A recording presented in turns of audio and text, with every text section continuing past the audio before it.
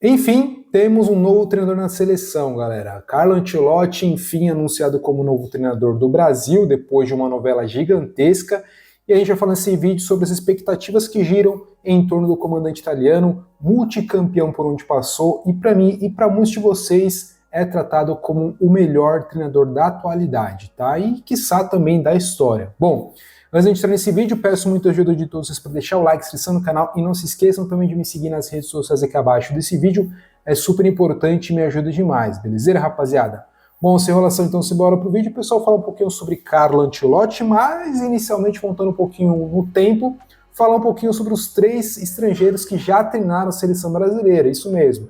O Ancelotti é o 4º a treinar a seleção brasileira, mas antes tivemos alguns outros nomes que é pouco conhecido por grande parte dos torcedores da seleção brasileira, tá? Bom, o primeiro que tivemos aqui, até montei a listinha para não me perder, foi o Ramon Platério, tá? Foi técnico uruguaio que comandou a seleção em meados de 1925, no Sul-Americano, por cerca de 19 dias, pessoal, tá? O Sul-Americano esse que foi um triangular entre Brasil, Argentina e Paraguai. O Brasil até conseguiu ter alguns resultados ali, vencendo o Paraguai na estreia por 5-2, uma goleada, depois teve uma derrota pesada para a Argentina, voltou a vencer o Paraguai, no final empatou com a Argentina depois de abrir 2-0.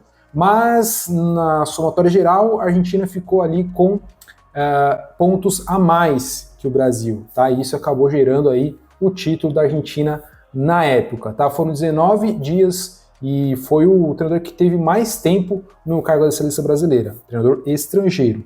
Depois tivemos o Joreca, técnico português, que comandou a seleção em 1944 por apenas 3 dias, pessoal. Foram 2 amistosos que foram disputados contra o Uruguai.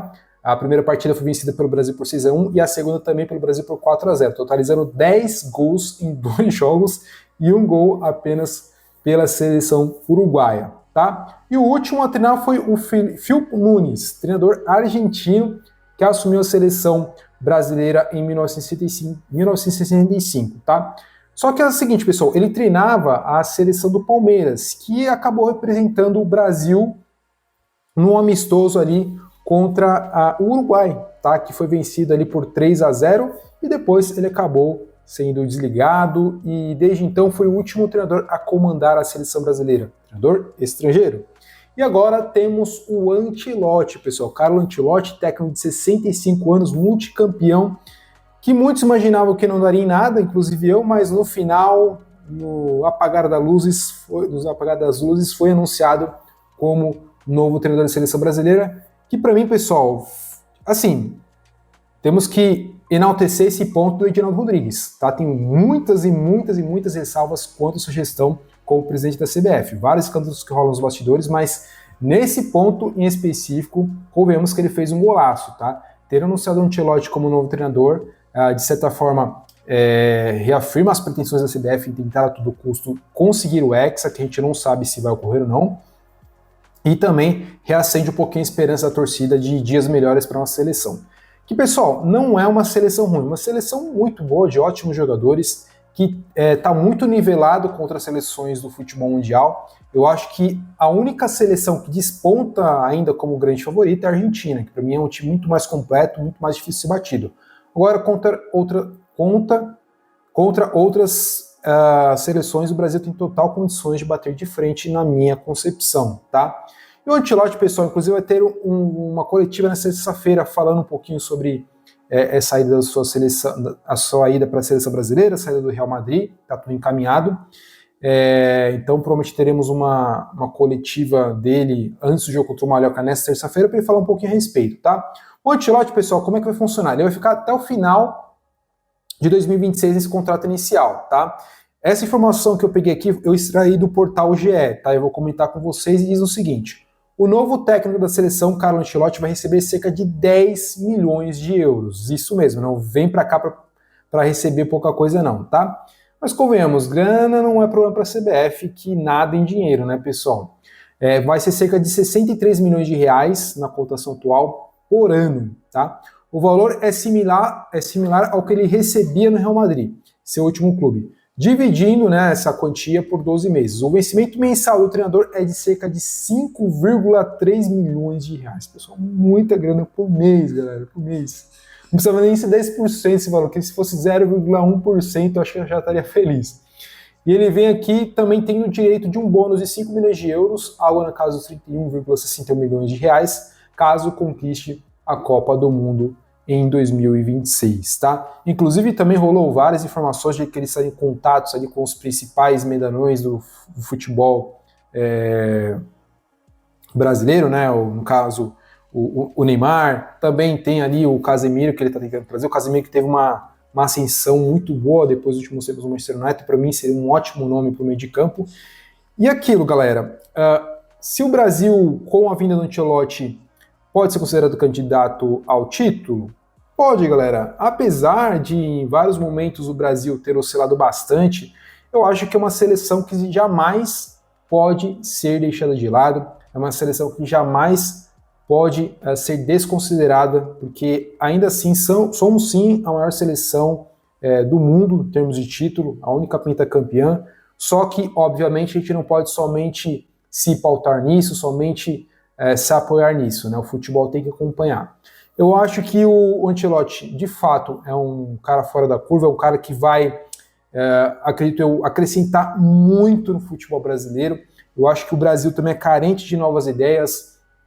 Eu acho que ainda os treinadores do futebol brasileiro são muito saturados em termos de novos métodos. A gente tem sim uma nova formada aí surgindo, mas a seleção brasileira exige alguém com experiência para ontem, tá? Eu acho que a vinda dele pode sim mudar o rumo do futebol brasileiro, deixar um legado, né, que é algo muito importante, uma nova filosofia, e com todos os jogadores que ele já tem conhecimento, tem tudo para se somar um bom trabalho, tá?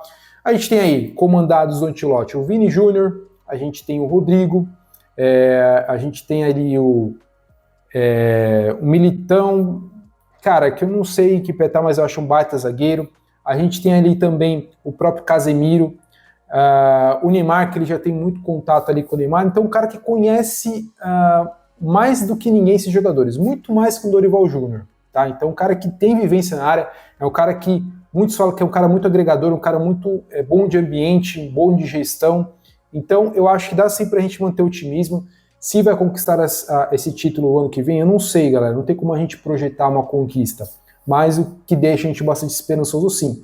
E, galera, eu não vejo como nenhum problema o Brasil não conquistando o título pro ano que vem. Eu acho que tudo passa por um trabalho, né, por um projeto, tá? Então, beleza, pode não ser agora, mas quem sabe para 2030, não sei, mas acho que tudo passa por um trabalho e tem tudo para ser muito bem feito aí pelo Carlo Ancelotti. Gostaria de saber muita opinião, um ponto de vista de vocês. Vale ressaltar que o Ancelotti é multicampeão, por todos os clubes que passou tem títulos.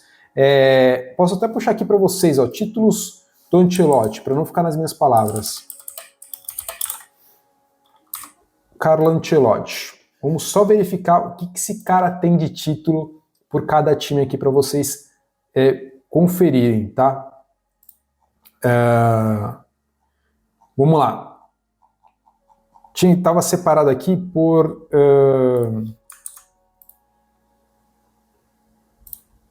times, né? Só que eu acabei não encontrando aqui mais. Bom, vamos lá. Começando pela Roma, tá? Título como...